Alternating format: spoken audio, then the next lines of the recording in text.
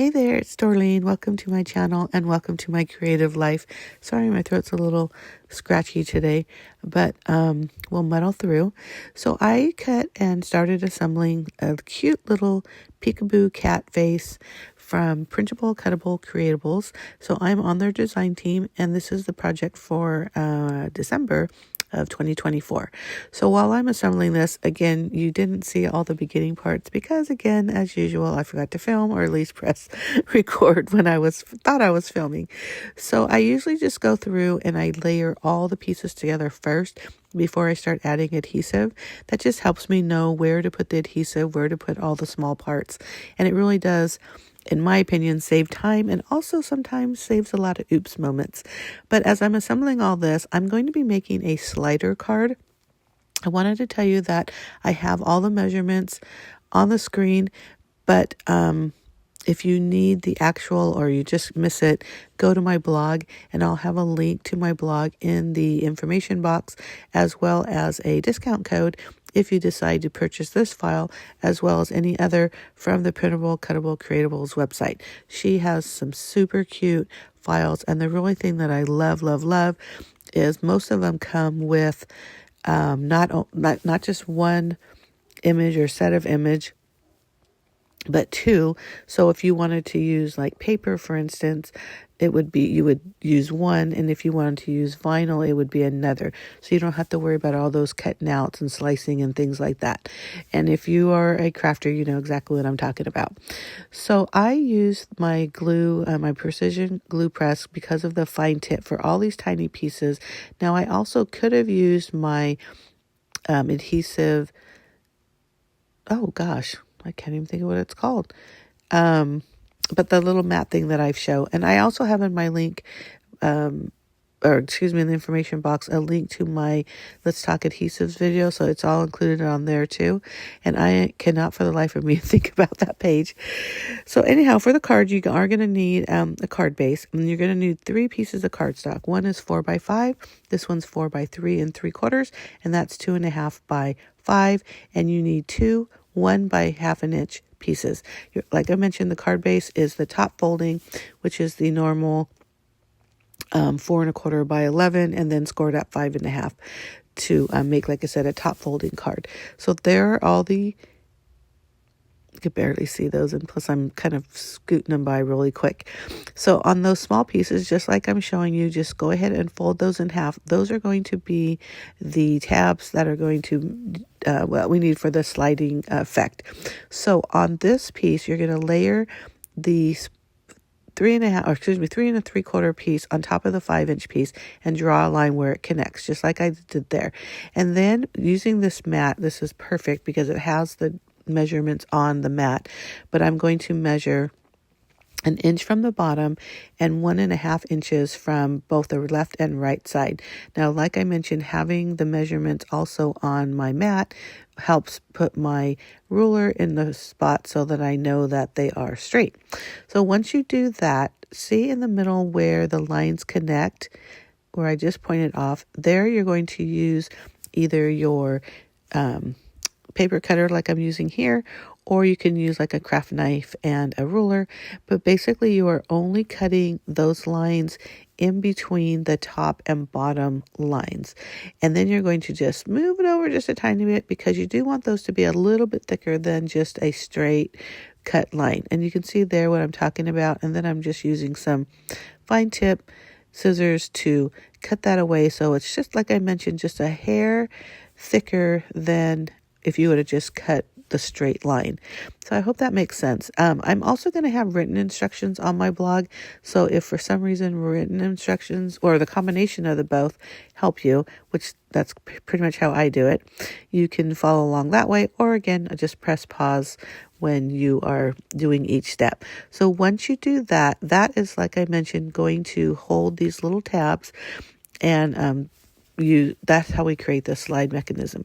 So I'm putting double-sided adhesive on both sides of these tabs. Now, as an afterthought, I thought I probably should have used liquid glue because I had a pretty simple image to attach.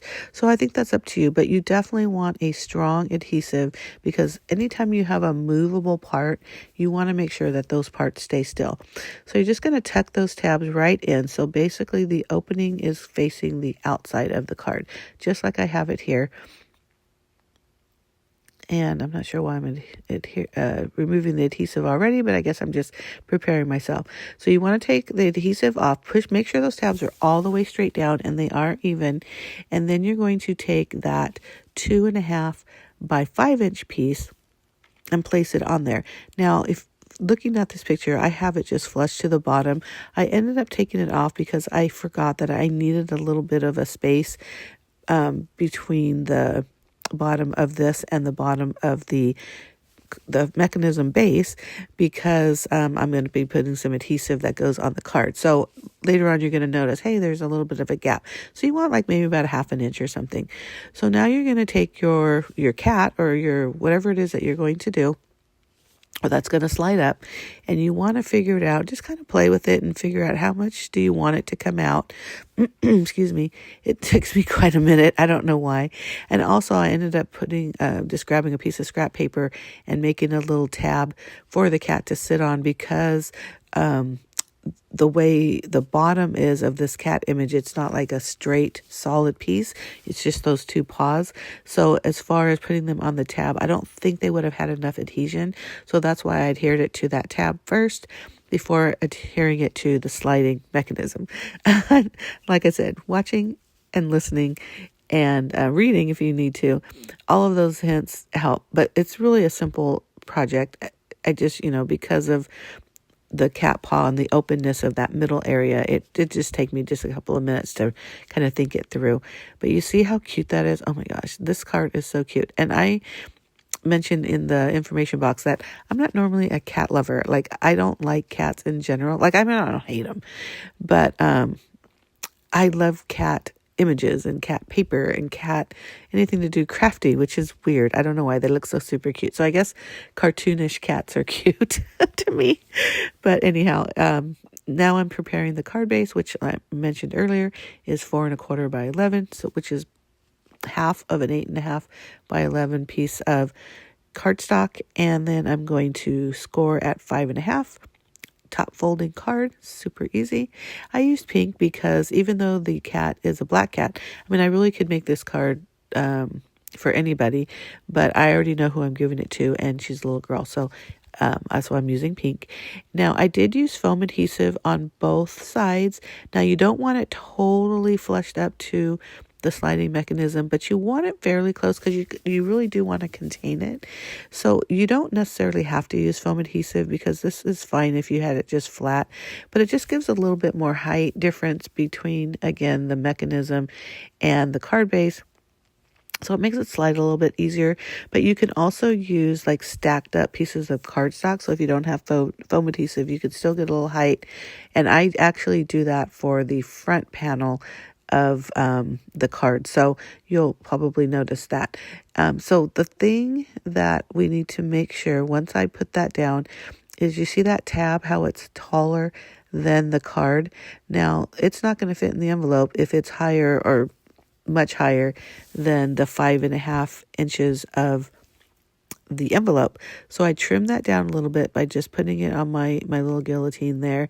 And then I round the corners with my trusty Creative Memories corner punch that I've had for, over 20 years.